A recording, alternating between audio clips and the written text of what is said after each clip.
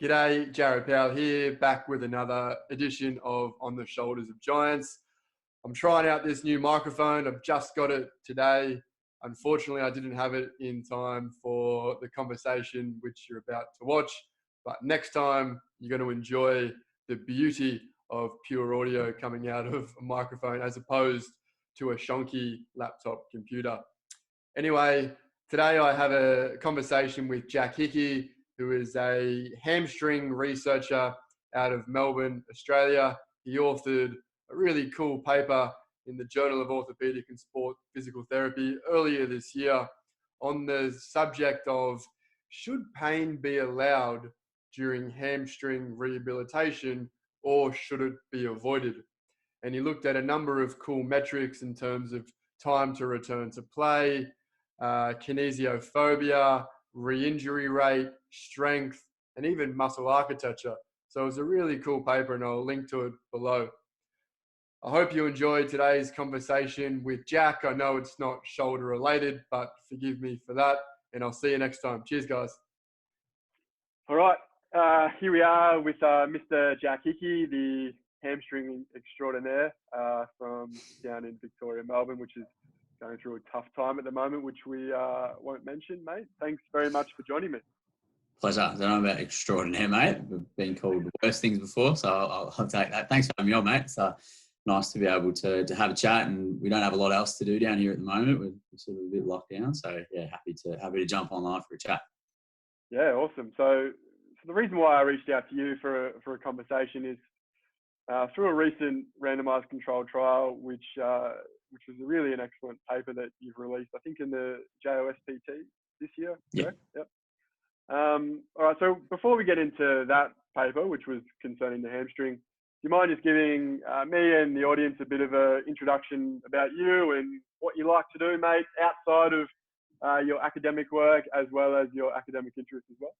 Yeah, sure. So I suppose my kind of academic journey, I suppose, to this point was, I finished my undergrad, it was pretty much 10 years ago now. That was in what was then called human movement. So it probably shows you how long ago it was. Commonly known as exercise science now. So that was at RMIT University down here in Melbourne. And that's where I first got exposed to a couple of people who were pretty influential in the path that I eventually took. So Anthony Shield and David Oper were both. Well, Tony was a lecturer, one of my first lecturers there at RMIT, and Dave was actually I think a final year undergrad student when I was a first year student there. Basically met him while he was doing his honours under Tony, and got involved in the initial sort of research the guys were doing in looking at hamstring injuries and learning some lab skills and that sort of stuff. And as most undergrad students tend to do, have a bit of an interest in those sorts of things. So that kind of sparked an initial interest in research, but it wasn't sort of the pathway that I initially wanted to take. And, I went as a, relatively naive 21-year-old, finished my undergrad and really wanted to get out in the workforce and work. And for me, that was pursuing a master's in clinical exercise physiology, having a real passion for exercise as a mode of, not only rehabilitation, but also for treatment and, for chronic disease and that sort of thing. So did that at Deakin University down here in Melbourne, and then went out and worked in clinical practice for a few years, primarily in musculoskeletal rehabilitation and private practice. And that combined with keeping an involvement with both Dave and Tony over that period of time sort of then sparked a few clinical questions and some interest in hamstring injury rehab. Fortunately enough, Dave, who did his PhD up in Queensland under Tony, after leaving Melbourne, he came back to Melbourne, where he's originally from, and he got in touch and sort of wanted to see if I was still perhaps keen on pursuing research. And it wasn't something I really thought I would do, but Dave created an environment that was really enjoyable to be in, and we had a building team down at ACU in Melbourne. He had Ryan Timmins as his first PhD student, and then myself and another guy, Narav Maniar, came on sort of at the same time to start our PhDs. Rav more so in biomechanics, and myself more in the clinical sphere, looking at rehab. So yeah, that was back in 2015, started the PhD, and that sort of evolved over the next few years and finished that in 2018. So that's sort of the journey I took to finish the PhD, which was in hamstring injury rehab. And then over the past couple of years, I've been fortunate enough to stay on at ACU in a full-time academic role. So a combination of lecturing and research, and a little bit of clinical work through our internal clinic as well, but primarily teaching and research, teaching our master's programs in clinical EP, musculoskeletal and sports injury rehab. So yeah, that's the boring stuff, mate, in terms of the sort of academic pathway and where we've got to. And I suppose what started all that was just a general interest in sport and exercise and, keeping fit and healthy. And although I'm certainly not that fit and healthy at the moment, particularly with the current lockdown situation, we can't get out as much as we'd like. But yeah, that's sort of what stemmed my interest. That's what I enjoy doing outside of work is keeping active, keeping fit and healthy, and doing fun stuff like that. Yeah. Are you an AFL man down there? Mate, it's hard not to be here in Melbourne. Yeah. I am an AFL man. I'm a somewhat long-suffering Essendon supporter. I've had an interesting time over the past, probably particularly 10 years. So when I was a kid, it was a little bit different. But yeah, no, I do love my AFL just generally as a sport, being here in Melbourne. But big fan of all sports. But yeah, AFL, it's hard to sort of focus on too much else down here in the bubble. Yeah, I'm a Bombers fan as well. So it's finally good to commiserate together. Although this year seems promising. Anyway, something will probably happen. There'll probably be some. We've been there before. Yeah. Anyway, yeah, we've been there before. It looks promising. It doesn't go anywhere. So I'm not holding my breath. Have you had a hamstring injury yourself, Jack? I haven't. Interestingly enough, it's a question that I do get asked a little bit. I probably the reason is I've never run fast enough to do one. So I played a lot of footy growing up and into my early 20s, but yeah, probably never covered the ground at any great speed, and so hence my hamstrings were never in any great danger of injury. Yeah. So a classic injury in AFL and any sporting or footballing code is a hamstring injury, and it's can ruin careers. People, Cyril Rioli is a classic example, can ruin his career, had a fantastic career, but certainly missed a chunk of games due to recurrent hamstring strains, and we could name many, many others as well. So it's important that us as clinicians and health practitioners that we know how to actually manage these conditions, because they have a tremendous effect on games missed and quality of life and all these sorts of things as well. So kind of a nice segue into the paper potentially that you've published. Do you mind just sort of setting the scene roughly in terms of the methodology of the paper and your aims and your hypotheses, and then quickly some results, and we'll sort of explore some interesting parts of it. Yeah, sure. So I suppose where it all started was coming back to do a PhD, and knowing that I wanted to do it in hamstring injury generally, but then also with a rehabilitation focus coming from a clinical background. I probably had some questions of my own that I felt were relatively interesting, at least to me.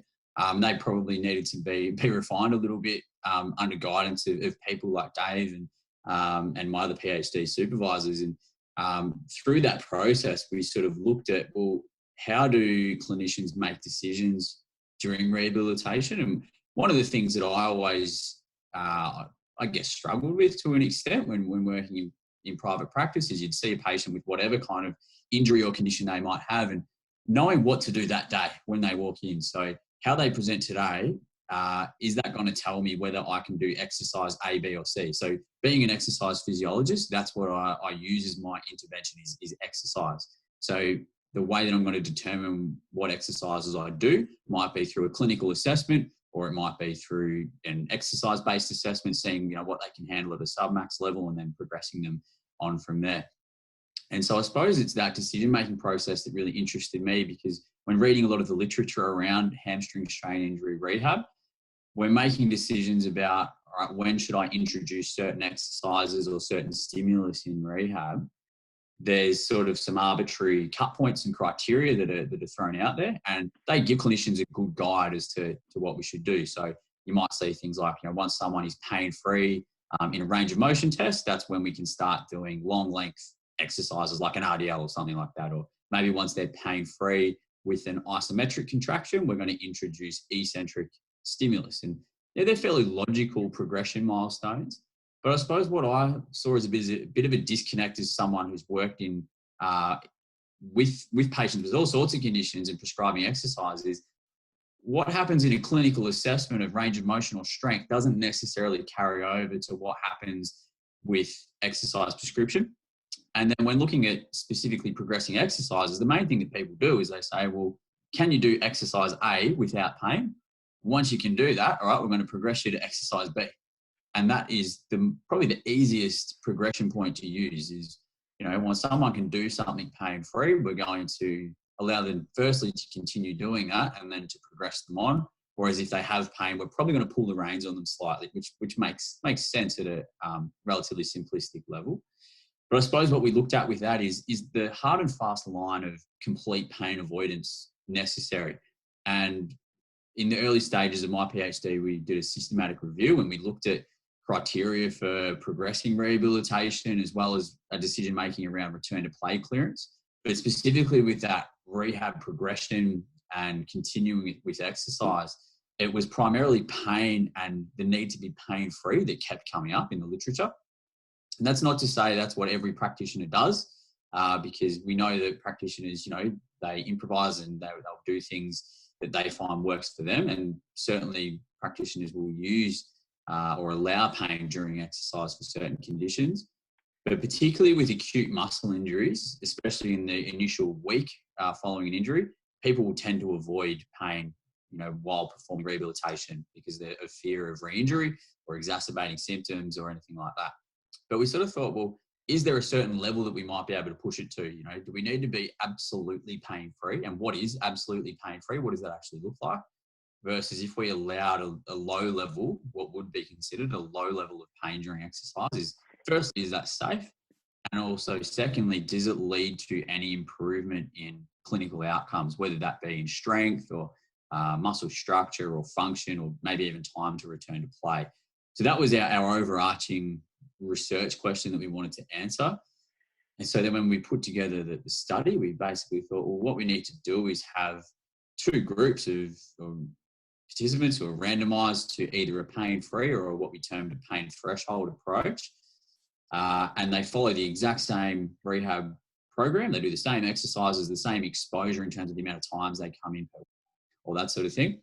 So no differences between the groups apart from the fact that when performing exercise, those in the pain-free would only be allowed to continue with exercise or progress exercise if they reported absolutely no pain.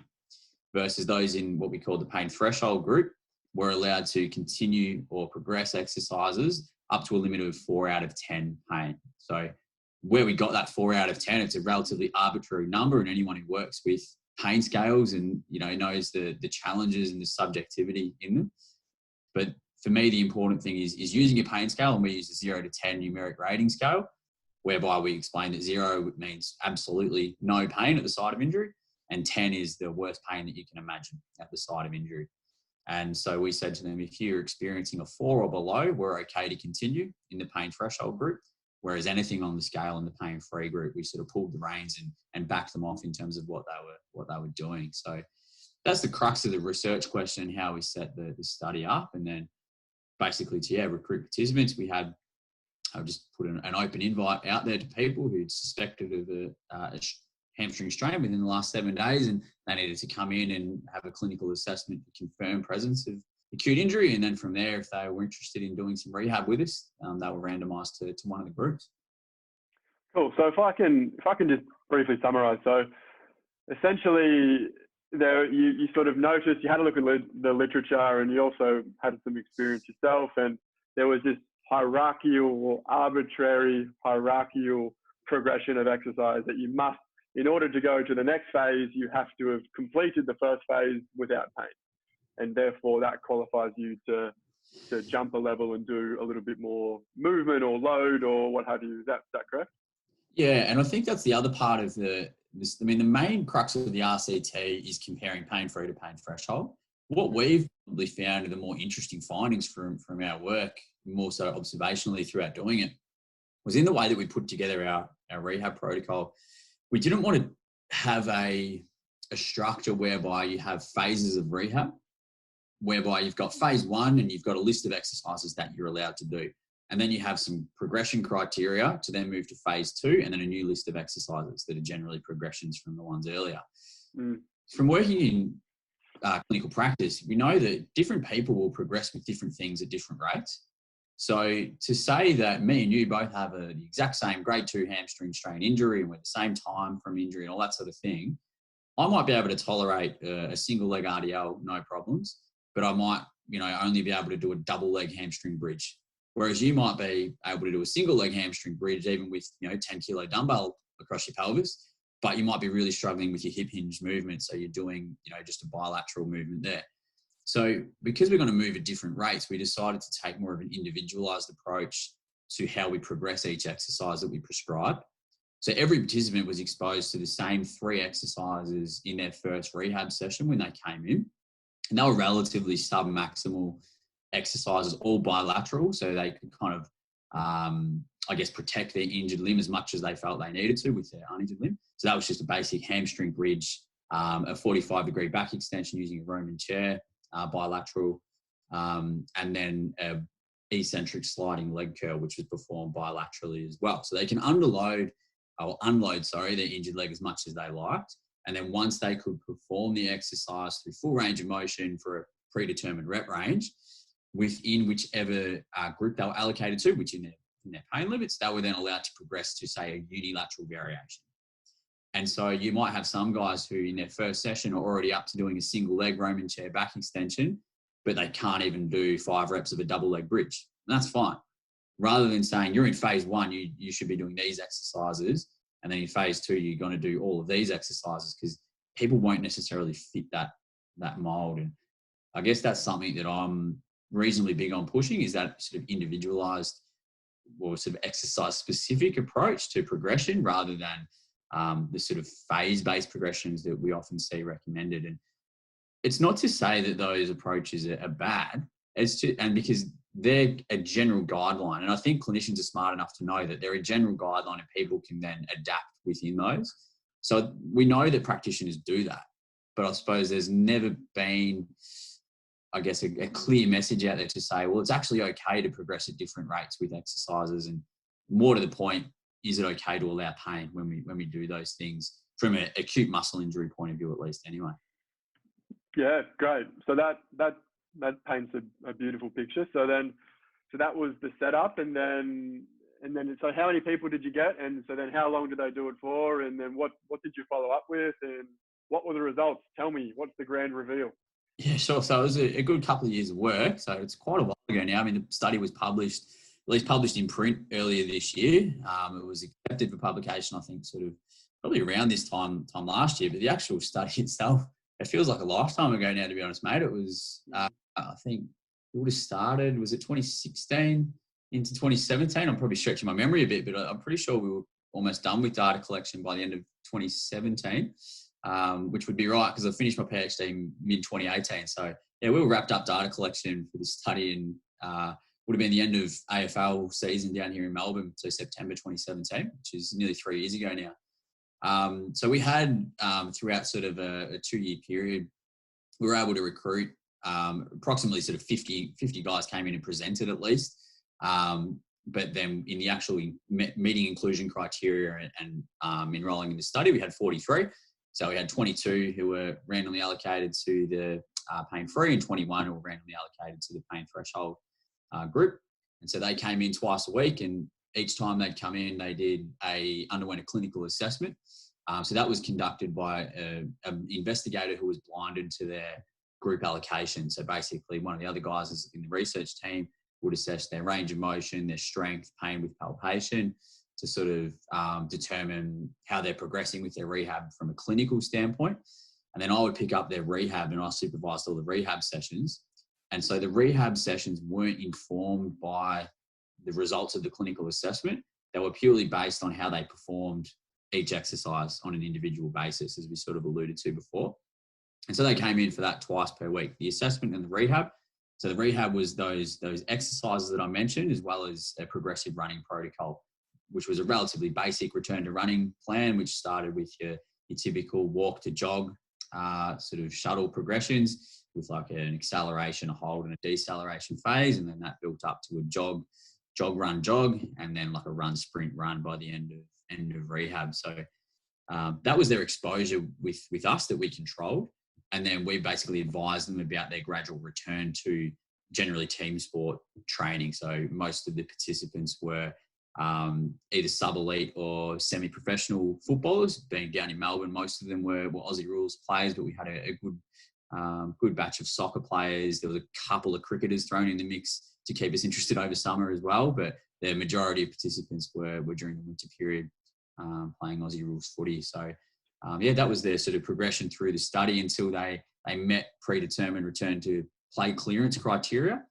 And at that point, we then compared their outcomes on those clinical assessments to sort of say, was there a difference between the pain-free and the pain threshold group in, recovery of strength? We also measured their muscle architecture. So I mentioned Ryan Timmins to you earlier. So Ryan, who did his PhD under Dave, looking at biceps femoris long head muscle architecture, he assessed their fascicle length every session when they came in. So we had that as another outcome measure there. But then I suppose the primary outcome measure was just how long did it take them to get to that return to play clearance time point. And basically there was no difference between the two groups. So they both... Before we go into that, can I ask about Sure. So was the hamstring strain clinically diagnosed or confirmed via imaging, or how was So that not measured? confirmed, so not confirmed by imaging, just clinical assessment. And so based on evidence-based sort of guidelines of having pain, well, first and foremost, and in my opinion, most importantly, having a clear mechanism of hamstring strain injury that caused acute onset posterior thigh pain that made them stop what they were doing. So we had a few guys present that, might have had acute onset pain, but then they didn't stop and they sort of played out the rest of the game. And then, a few days later pulled up a bit sore. So they weren't included in the study. They had to have acute onset pain, stop what they were doing straight away, then present within 7 days to us. They had to have pain with palpation at the site of injury. And they had to have pain with range of motion assessment and also strength assessment. Okay, cool. Basically clinical diagnosis, which is certainly in some respects a limitation of the study and also a strength. I think the limitation is obviously we don't know what the imaging severity was. And I would dare say that the severity would have been on the lower end of the spectrum, because most general hamstring strain injuries tend to be the typical sort of grade 1s. Some of them may even have been, according to imaging, potentially MRI negative. The importance for us is that they were clinically positive. And so therefore, that's what a practitioner is going to see is I've got someone who has clinical signs and symptoms of a hammy injury. If I have someone like that, what can I do with them? So certainly in future work, we'd like to be able to have access to MRI for all participants. I mean, we know that some of the guys in the study off their own back, or through their sporting club did get MRIs, but they weren't part of the study. So we certainly know subsequently from chatting with the guys, what some of their MRI results were, but that doesn't really inform our findings at all. It wasn't across the board. So cool. The main thing as well is that between the two groups, there was no difference in clinical severity. So in terms of strength deficit, objectively, range of motion deficit, amount of pain at the time of injury and on clinical assessments. So we can say that at least clinically, there's no difference between the two groups. Whether they're both really severe or really mild almost doesn't matter. The point is we've got an even cohort that we're then Cool. So yeah, it was uniform or homogenous across both groups. Yeah, right? and when I say homogenous, like within groups, there's going to be some guys more severe and less, but then when you compare between the groups, it averages out. Yeah. Did you measure any sort of psychosocial factors at baseline, beliefs, or any of that sort of stuff? The only measure we had was, apart from a general subjective interview that you'd conduct as a practitioner, where we picked up just some interesting comments and things like that. But in terms of actual outcome measures, the only one was the Tampa scale of kinesiophobia, which is certainly not a muscle injury specific questionnaire or specific to hamstring injury by any means. But we used it, and it was really just to give us an indication of whether exposure to pain during rehab would alter someone's response on that questionnaire into whether they were fearful of movement. So we measured that at baseline. And then once they'd met all their return to play clearance criteria, we then gave them the survey again, or the questionnaire to fill out. So, yeah, and I mean, with that, as you'd expect in both groups, the fear of movement was much higher at baseline than it was at return to play. There wasn't a statistically significant difference between the groups in terms of the amount of change. Looking at it, I mean, it looks like the pain threshold has a slightly larger change, but it didn't make statistical significance. And I think that's more just down to the fact that at the time of injury, you're going to have more fear of movement. And then as they go through rehab, regardless of whether it's pain-free or pain threshold, their fear of movement reduced. And probably more importantly, the pain threshold approach didn't increase fear of movement, as some people might have aversions to. They might feel that if I allow pain during rehab, are they going to become fearful of pain because of negative experiences or something like that? But we found the opposite. It was, the same, if not a slightly better response than in the pain-free group. Yeah, I actually think that's one of the most important findings, to be honest, where it can empower clinicians to actually have the courage to load someone or prescribe an exercise that is to their pain threshold, which might be 4 out of 10, or whatever's comfortable or tolerable to that person. And I think that's something that is actually instilled into us, for me anyway, at university, where it had to be pain-free. And that remained with me for the first 5 years of my professional career, to be honest, until I started to actually investigate it a little bit further. And now in all the tendinopathy research, and Jill Cook's been good for that, pain during loading is okay, and in fact, somewhat wanted. So that was a great one. Absolutely. And I think it's the concept of what is pain-free. It's the general understanding that, like, when we do exercise, we should be pain-free makes sense, right? We shouldn't be doing exercise and getting a really high pain response. It's probably not what we're after.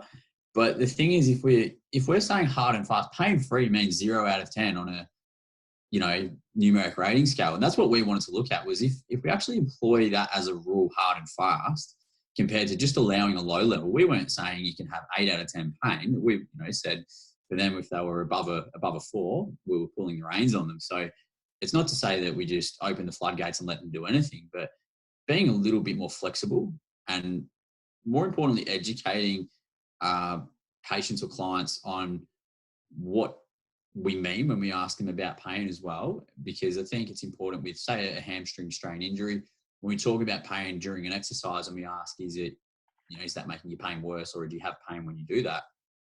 We're talking about pain specific to the site of injury, not general muscle soreness, not sort of a stretching feeling in the muscle if it's like an eccentric contraction, but we're talking about that feeling of pain localized at that site of injury. So being really clear on that, I think, helped give the participants confidence in what we were talking about when we talked about pain. And that doesn't just go for an acute muscle injury. It's, if you're working with shoulders, it's, often pain is a lot more general and it's not as focal as it might be in a hamstring injury. It might be a more diffuse region of pain. And so the explanation might be slightly different, but the understanding that some level of pain is okay it's a pretty well accepted phenomenon. And we certainly don't claim that what we've done here is, completely novel, because the pain threshold approach to rehab in the literature has been around for, well over 20 years. I mean, the stuff in patellofemoral joint pain from like Roald Tommig back in 1997, I think it is. That was sort of the first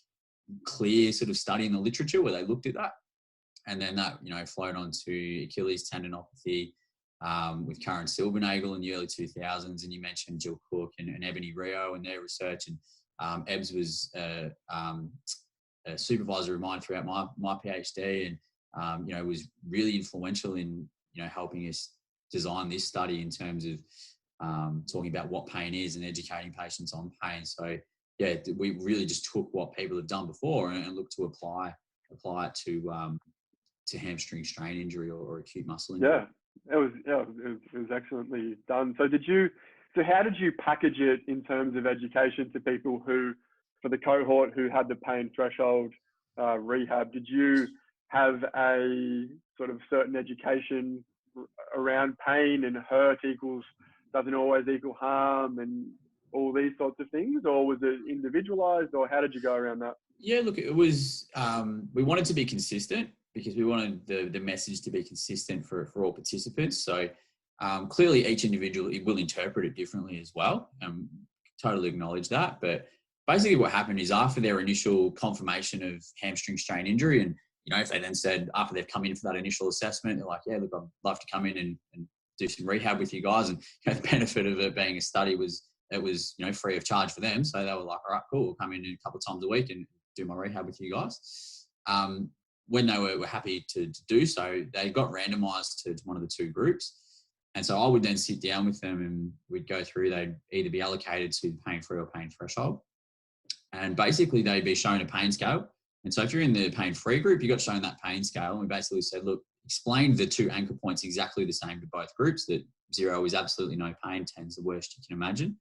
But when we're doing our rehab, what we want you to do is we only want you to continue exercise if you're right down at the 0 end of the scale in the pain-free group, because we think that if you're somewhere on that scale, you know, we didn't want to put fear into them. We just said, look, that's what's recommended, is that we remain pain-free during exercise. So therefore we want to keep you down at that level. If you report, you know, anything on that scale, we're just going to make the exercise a bit easier or regress it slightly.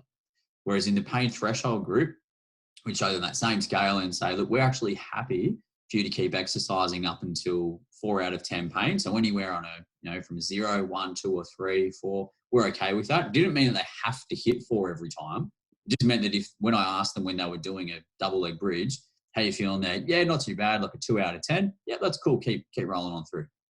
And the other important caveat was they had to also feel comfortable continuing.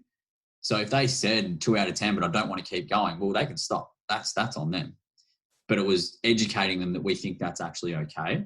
And so what I found quite interesting as a clinician is working with these guys in both the pain-free and the pain threshold group. After a certain amount of rehab sessions, they probably had a bit of a learning effect where if they were someone who wanted to push themselves and be more aggressive, even if they were in the pain-free group, they quickly learned that, well, if I say 0 out of 10, I'm going to be able to keep doing this exercise or potentially progress if I do it well enough. In the pain threshold group, by the same token, if someone was a bit more conservative, all of a sudden the magic number for them is 5, because they know when they say 5, I'm like, okay, we've got to pull you back a little bit. So it's not a perfect system, but I think it's certainly in the pain threshold group. We didn't have many cases of that where it appeared that guys would, you know, wanting to stop. They were pretty willing to push. And, you know, I found even in the pain-free group, most guys were pretty keen to push through, and, you know, a little bit of discomfort often they didn't see it as a barrier. So my general advice to people, particularly with hamstring strain injuries, if a patient feels comfortable to continue with the exercise, then it's probably totally fine, regardless of what number they called on a pain scale. If you just say to them, do you feel comfortable continuing? We're probably pretty good with that, because especially with gym-based exercise, it's generally fairly slow and controlled, especially in early stages of rehab too. So if something doesn't start to feel right on rep number 6, we can intervene. Maybe a little bit different. We say we might need to be slightly more conservative when we get up to like high speed running and that sort of thing, where it's a little bit more of a less controlled environment and team training and that type of thing. But by that point, hopefully pain during exercise is less common, because we're sort of moving into probably the second week of rehab when we're getting or beyond into that more high speed running exposure and that sort of thing.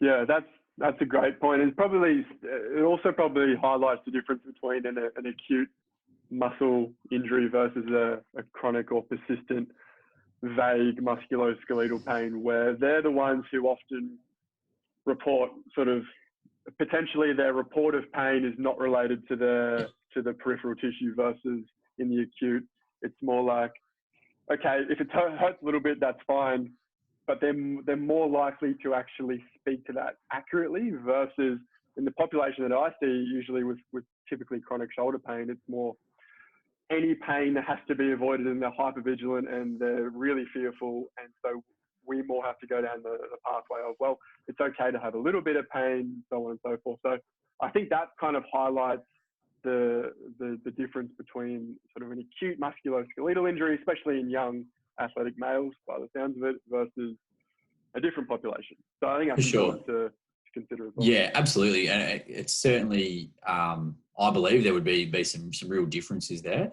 But by the same token, it would be interesting to know the correlation between actual tissue damage and the amount of pain reported in an acute injury cohort as well. So if we did have access to MRI, is there a relationship there?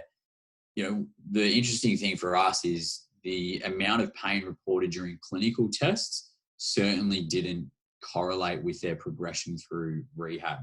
So that was probably, for me, independent of the actual findings of the RCT, we've got some data that shows that there's a real lack of relationship between not only pain, but also deficits observed on range of motion and strength testing and someone's ability to perform gym-based exercise or, things like eccentric stimulus or even running progressions. That's really important because it says that those progression criteria of being pain-free or relatively symmetrical on a clinical measure before moving to the next exercise, they're really not related. And so we need that more individualized approach. So data that we're working on and have been for a long time trying to get it published. It's hard data to get published because it's sort of, it's observational data that we found throughout a randomized control trial. So sort of fitting it to a typical study design approach and writing it up for a journal is a challenge, but it's something we're working through. And it's data we've presented and talked about at conferences and things like that. And it's people have had interest in it. So we were really trying to get it out there.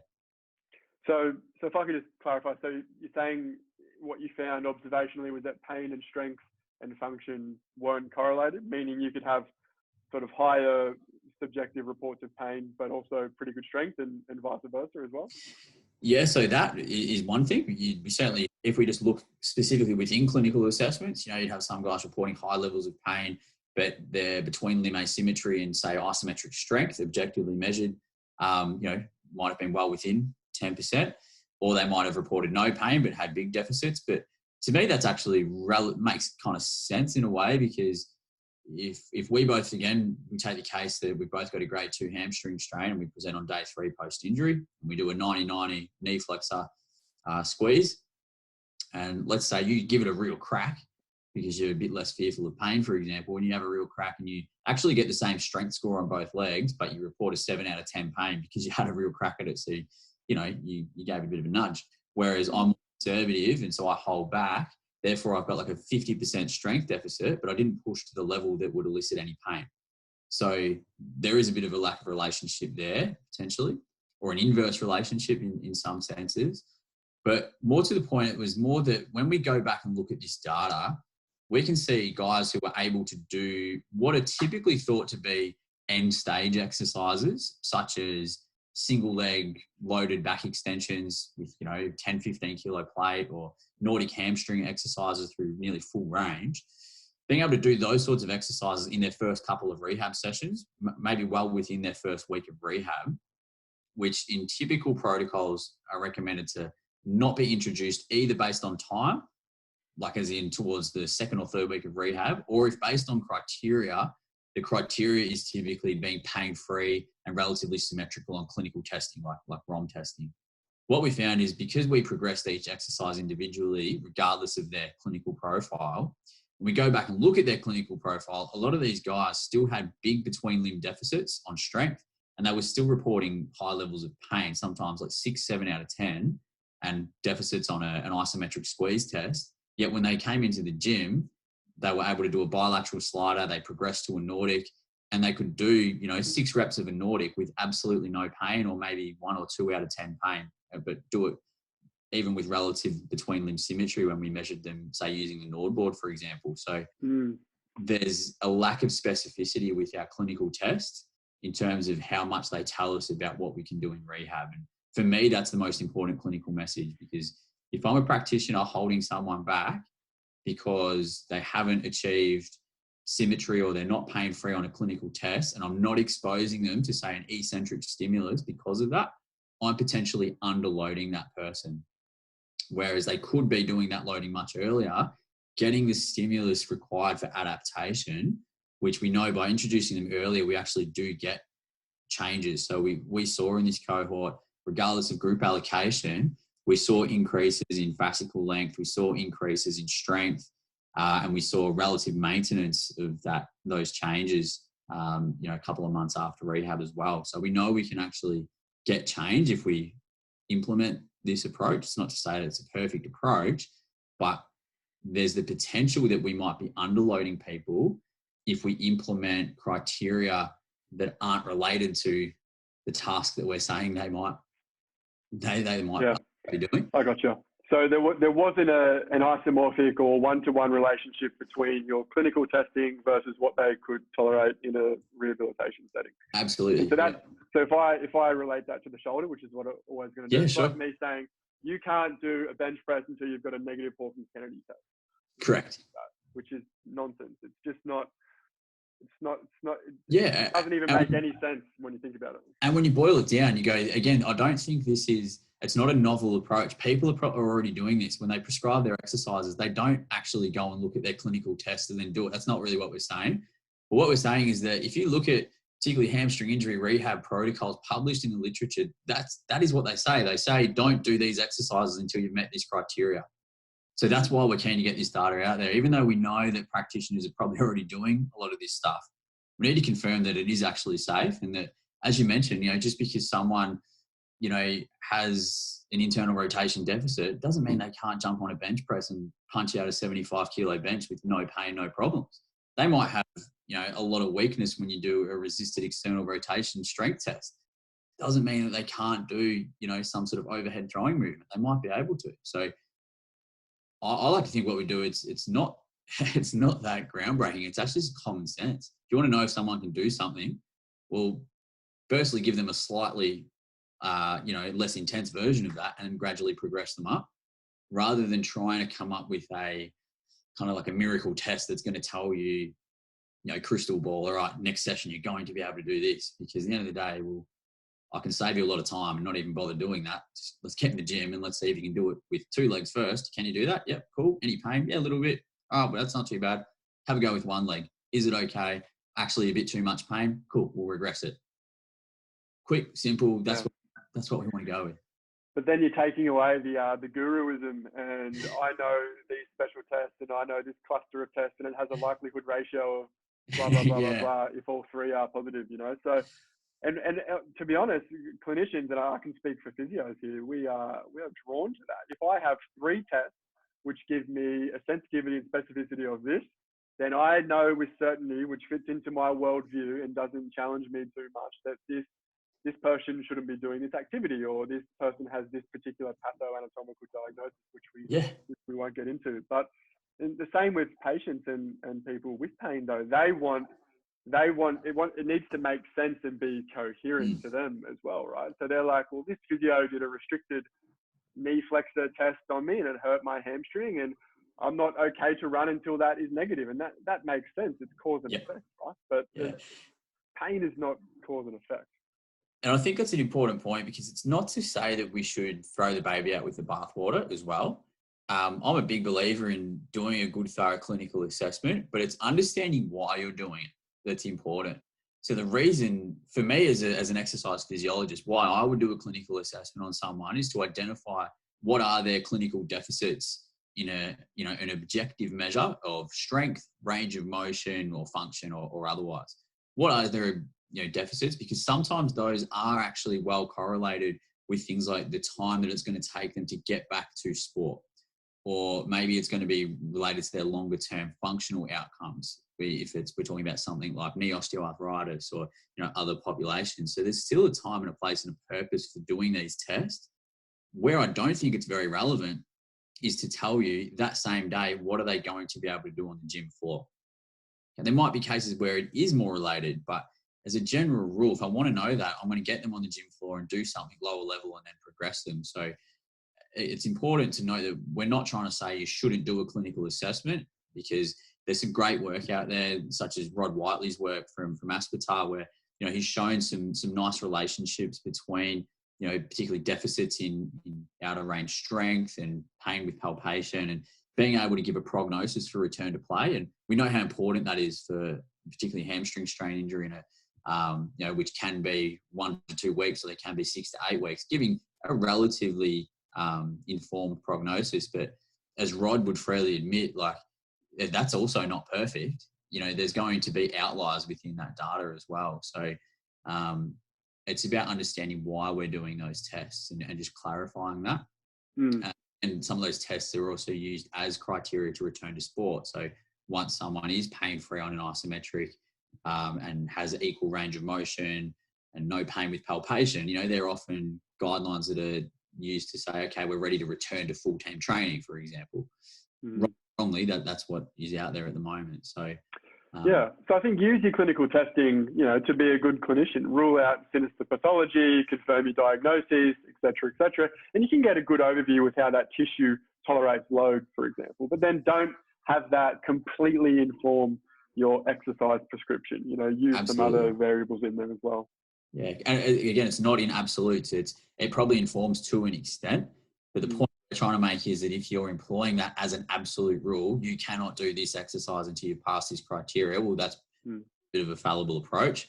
Just like doing, the exercise specific approach that we employed, just because you can do 10 reps of a double leg bridge, it doesn't mean the same session you're going to be able to do a single leg bridge. It just means that you can do a double leg, so we can now start progressing you towards a single leg bridge fairly safely.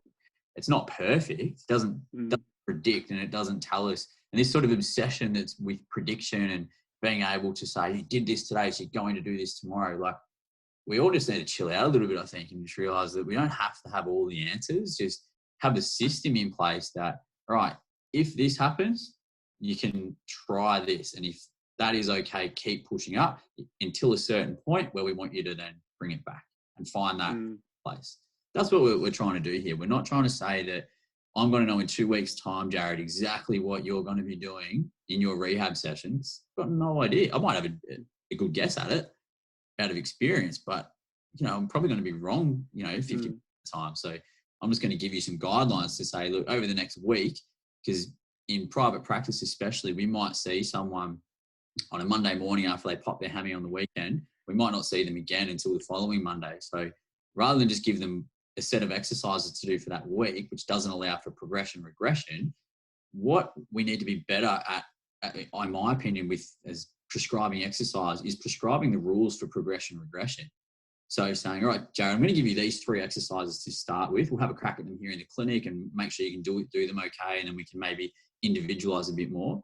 But then you're going to feel different tomorrow. You're going to feel different again on Thursday and different again next Saturday. So when you do each exercise, if you can do the prescribed rep range and it feels relatively easy and you've got a low level of pain or less, then I'm happy for you to progress that and start trying a single leg version. Or I'm happy for you to start adding load.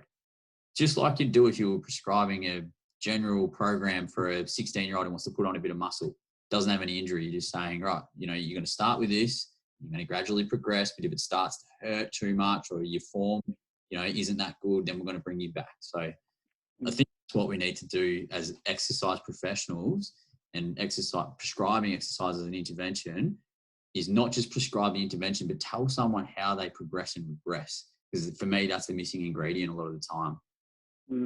Yeah, 100%, mate. That's such a good point. To keep it moving along, how about, so what happened with, so return to play was the same in terms of time, was the same between both groups. What about re-injury rate? Yeah, so it's important to note as well with the return to play, it was time to return to play clearance that we use as our measure rather than actual return to sport, because we know there's a lot of confounding factors there in terms of different sports and, different levels of sport. Been talking too much and all that sort of thing.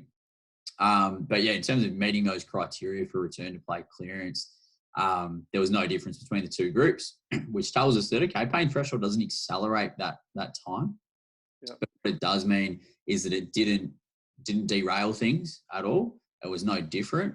And more importantly, within the same time frames, we saw some greater improvements in strength and also muscle fascicle length, which means that it didn't take longer. It just took the same amount of time, but with maybe a bit more exposure or earlier exposure, we saw some greater improvements in function or muscle structure is in the case as well. As far as re-injury goes, we need to be a little bit careful interpreting the findings there, because we did follow them up for a 6-month period afterwards. The difficulty with any study where you're looking at re-injury, particularly like a hamstring injury study, you need really big numbers. And so, as I mentioned, we had 43 participants, which in a couple of years as part of a PhD project, I was stoked with. But in the big scheme of things, it's nowhere near enough to know anything about re-injury risk. The good thing is there was no difference between the two groups, and we had an overall relatively low re-injury rate. So we had 2 guys in the pain-free group as well as 2 guys in the pain threshold group that suffered re-injuries. So you can't say that there's any difference there, obviously, it's the same amount, but to statistically analyze it, you need much bigger numbers to really know. What was most interesting with the re-injury data was that 3 of those, if you just pull all the 4 re-injuries together, 3 of those 4 re-injuries in this cohort occurred in guys that returned to sport. Occurred within 2 weeks of return to sport. So that relatively quick time frame for return to sport, might enhance your risk of re-injury. So it tells us as well that our criteria for return to play clearance certainly isn't perfect.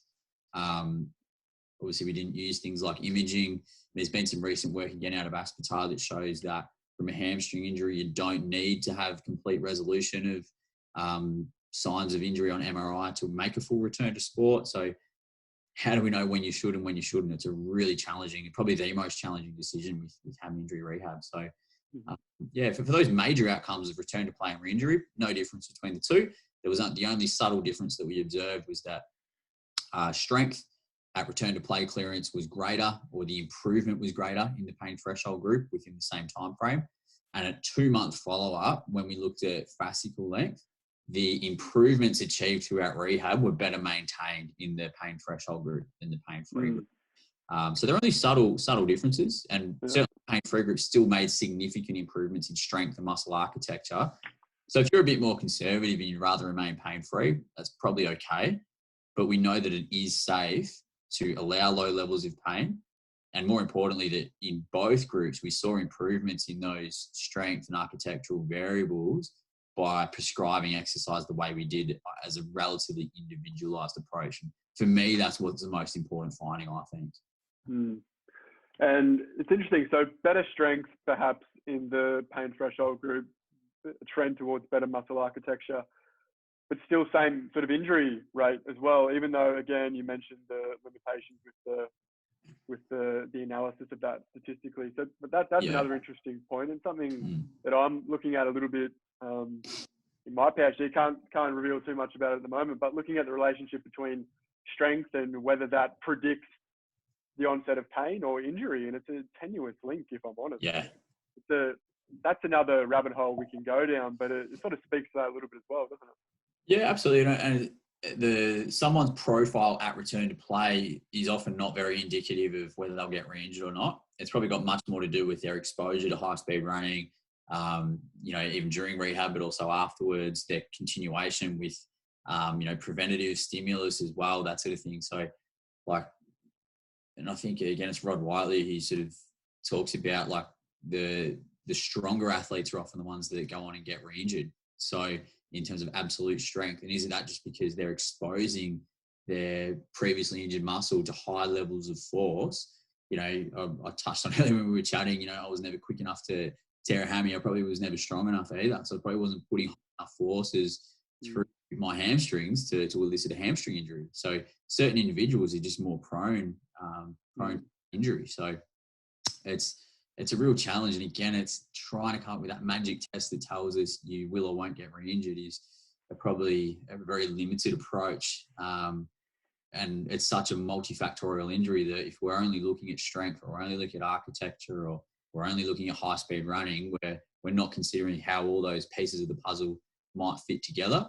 And a lot of the time, just general, good progressive overload and, return to training programs. And once someone's back in the team environment, making sure their exposure to training is graduated and things like that is probably more important than what they actually did in rehab anyway. So, and just so injury is a non-linear dynamic event, right? And it's when we say injury, and in this case, it's probably really relevant for your paper because there was no pathoanatomical confirmation via an MRI. So perhaps there was a perception of pain in the area without any corresponding actually Yeah. tissue trauma.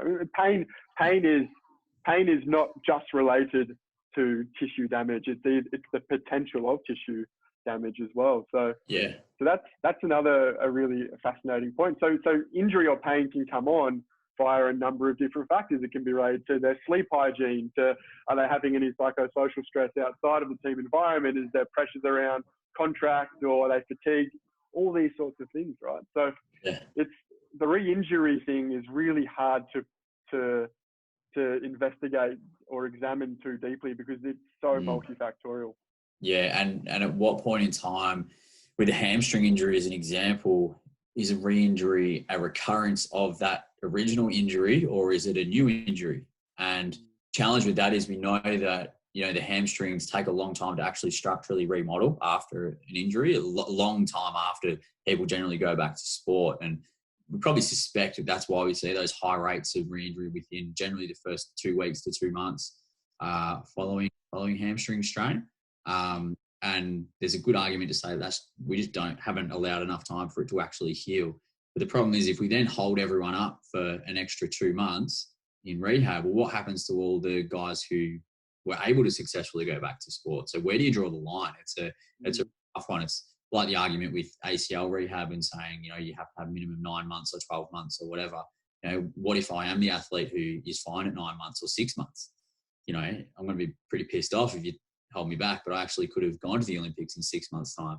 So it's such an individual thing. It's really challenging. The argument of whether a hamstring strain injury is in fact an acute injury or is it a chronic accumulation of damage? And it's just the straw that broke the camel's back rather than one acute event. You know, there's an interesting discussion point there as well. So the concept of acute versus chronic, you know, sports injury or musculoskeletal injury in general is quite interesting, I think. And, you know, we mentioned the shoulder obviously is generally speaking being thought of as a more chronic injury, but of course you can still get an acute presentation of shoulder injury as well. And same with a hamstring injury, you can have sort of more of a chronic onset of pain and that sort of thing. So what do we do with those individuals? It's it's a bit of a Pandora's box once you start getting to that level, I think. Yeah, because we're talking about pain, and it's always going to be a Pandora's box because then you leave it open to individual beliefs and societal beliefs and et cetera, et cetera. So I think how you did it was excellent in that you kind of focused on what you could control and then had the two different groups, pain threshold, whatever that means, because they each, I don't know how many there was, 22 or 21 in that group, but that person would have had an individual belief on what pain is, and they may have felt pain differently as well. But you take it as a whole, and you can say, on average, pain threshold rehabilitation in that group certainly wasn't damaging to their recovery and perhaps was beneficial. And I think that's the key point. I think probably one thing that I should have touched on before when talking about the setup of this study as well is when they were allocated to their groups, both groups at that time and also throughout the whole duration of the study were unaware that there was another group. So they just got told that, all right, you're doing pain threshold rehab. It wasn't like you are, now allocated to this group. They basically just got handed an envelope that they opened. In that envelope contained information about rehab. And so that information was either about pain-free or pain threshold limits. And so I think the strength there is that there was some blinding of the participants to an extent because they were blinded to the, I guess, chances of another intervention. So if you were in a pain group, but you knew that, if the other guy is getting pain threshold rehab that comes in on a Wednesday, you might start to think, well, I want to do that. I want to push harder. Whereas they're both thinking that they're getting what is best practice effectively. So there's a buy-in and there's a belief in effectively we didn't know what was best practice. And technically speaking, we still don't really. But it's getting that buy-in from someone to say that, well, yeah, this is why I'm doing it and I'm agreeing to it. So therefore, we're on the same page. And then there's some grey within that, as I mentioned before, where guys they just change for them, what a 1 out of 10 means is different to what a 5 out of 10 means for someone in the pain threshold group because those barriers slightly shifted. Yeah, the best practice thing is funny, isn't it? Because still, both groups did exactly the same in essence. So there's still probably there's still two ways of looking at the best practice guideline. It's the same. It's the same in the shoulder. Not one way of exercising or rehabbing a shoulder is not superior to another. We know that. We know isometric, eccentric, concentric, isotonic, with closed kinetic chain, open kinetic chain, all has the exact same outcome. So perhaps it's just getting that person moving, putting a little bit of load through their system as they allow. Because even though it's 4 out of 10 in pain threshold, it's still tolerable. You know, it's still that person feels comfortable. They don't feel threatened by it. They're not overloading their system. So it's still, it's kind of a variation of a similar, it's just irritability of the symptoms, right? You don't ever say, don't do something you don't want to do. Yeah, and I mean, that number, as you said, came out of, it was largely from the pain monitoring model. You mentioned Roll Tommy before, like that original model of sort of 0 to 2 being completely fine, and then 2 to 5 being sort of safe, but just be a bit wary. And then above that, we want to stop that. We considered employing that same model, and then we just thought, well, we're just going to adapt it slightly. And to be honest, it's a very arbitrary decision. We said, well, rather than 5, let's go slightly more conservative and just knock it down to a 4. But probably wouldn't have made any difference if we said 5 or 4, to be honest. I mean, technically speaking, it's actually the same rule, because when they hit 4, they were still able to exercise at 4. So really 5 was the limit if you're looking at it in that respect. The problem is, what if someone says 4.5? Because guys will do that, or, you know, they play around within those scales too. It's interesting. And I think, you know, you can worry too much about the arbitrary number aspect. I think, as you mentioned, it's if they feel comfortable to continue, and their description of the pain, it's like, yeah, look, it's a bit uncomfortable, but I'm happy to continue. I'm absolutely confident that person's going to be okay. Whereas if someone says, oh, it's a 1 out of 10, but it's quite sharp, and it doesn't feel good, I'm going to pull that. Even though they've said 1 out of 10, you know, that's their understanding of a pain scale, but what they're describing to me they don't sound confident to continue, and me pushing them is probably going to lead to a bit of a negative response from them. So it's got to be quite individualized, I think, in terms of your approach. Everyone, and particularly those with a previous injury versus those of first timers, potentially might respond differently as well in terms of how tolerable they are, or how full they are of pain, but depending if they've previously been told as well. So that's a big thing, is they've seen someone else previously who's either really pushed them into pain, or they've said, no, you've got to completely avoid it. Pain is bad. It's going to cause damage. So their own beliefs and past experiences are going to inform what happens. 100%. It's just hard to capture that in an average population, isn't it?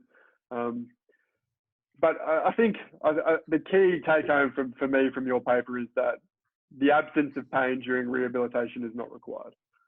So I think, to be honest, that should inform, or actually be applicable to every clinician who is watching this in their practice the next day. And I think you can extrapolate it to other musculoskeletal injuries as well. I don't think it just has to be related to the hamstring. Pain is pain in an individual, irrespective of where it comes from. Would you agree with that? Yeah, absolutely. I think if you had to just put one line on it and sum it up, which it's a somewhat deflating experience, mate, when you do X amount of years of work and it comes down to one line, but effectively that's what it is. It's like, what we've been able to show, apart from anything else, is that it's okay to allow low levels of pain during acute muscle injury or hamstring strain injury rehab. You know, you don't have to have complete absence of pain. Yeah, that is what it is. You know, it's no more complicated. It's no more exciting than that. Whether you think that's interesting or not is then up to you. And you kind of just have to, as the person who's done the study, just put your ego to the side and say, yeah, hopefully that's contributed something. And if it has, I think that's actually really good. I think it was, I don't know if it was Einstein or Feynman or something, who said that if you have a formula, you should be able to write it on your shirt. So I think we're going too far down the path. If I'm being compared to Einstein there, you're trying to put me in the bracket. That's definitely going to cop a lot of grief over that if that's the case. No, I think you've done well. It was a really terrific paper. Thanks very much for coming on and having a chat. I think my pleasure, mate. People get a lot out of it. So I've honestly got heaps more questions, but I'm conscious of time, so I'll let you go, and maybe we can speak again in the future. Have you got more plans for any more experiments coming up, or any publications we should be aware of? Yeah, I mean, like I mentioned before, there's probably at the moment, due to the COVID restrictions, it's a frustrating time because we can't really do a lot in the lab, and we can't be recruiting participants into doing face-to-face stuff, which is it's frustrating. It's what we love doing as research scientists. So it is what it is. But at the same time, very fortunate to still be in a job and being able to do what we do, more so from a teaching perspective at the moment. So that's sort of the focus right now. But the other benefit is it gives us some time to work on those things I alluded to before, where we've still got data that was collected quite a long time ago now that we're still trying to push out for publication. And now that the RCT is out there and has some recognition, I think that makes it a little bit easier to hopefully publish some of that work. And a lot of people out there who've followed our group's work, or maybe seen us present at conferences, are probably well aware of some of the findings that we're trying to get published at the moment too, because we have discussed those observational findings previously, and I've discussed them here too. But to get them out in print in the literature is really what we're striving for at the moment. So definitely a challenge. I'm sure you'll go through similar things doing your PhD yourself, but that's all part of the process. And once we get that, and once we then hopefully can start collecting data again, we've got ongoing projects, some small lab-based pieces of work, but then also for myself wanting to do some more rehab work, and particularly delve a little bit more into the high-speed running side of things and how we can maybe best implement that in rehab. And sort of what's I guess my overarching theme with particularly any kind of rehab, but hammy rehab is not overcomplicating it, and how can we simplify things as best possible to get good outcomes for a clinician in practice. And hopefully our RCT has gone some way to doing that, but there's certainly a lot more work that needs to be done to optimize, for want of a better term, what we do in rehab. So that's the long-term aim, mate. But in the meantime, we'll get through isolation and try not to go too insane inside. Thoughts are with you guys south of the border, down in Victoria, going through a tough time. Don't come to Queensland, whatever you do. There's police everywhere. I've been warned off, mate. We'll stay away at the moment. So we'll be inside. There'll be lots of new hobbies and stuff that will be taken up. But we'll lot more people in worse situations than us, mate. So we'll be right. Are you on social media or anything? Where can people find stuff about you, mate? I am. I'm not very active. I probably more use Twitter when we have new research to obviously just make people aware of that, and more than happy to engage in conversations with people though through social media. So I think my Twitter handle, if I bring it up, I think it's just my name, so Jack Hickey 89. Using the Twitter handle. Some people, I know you use Instagram quite a lot.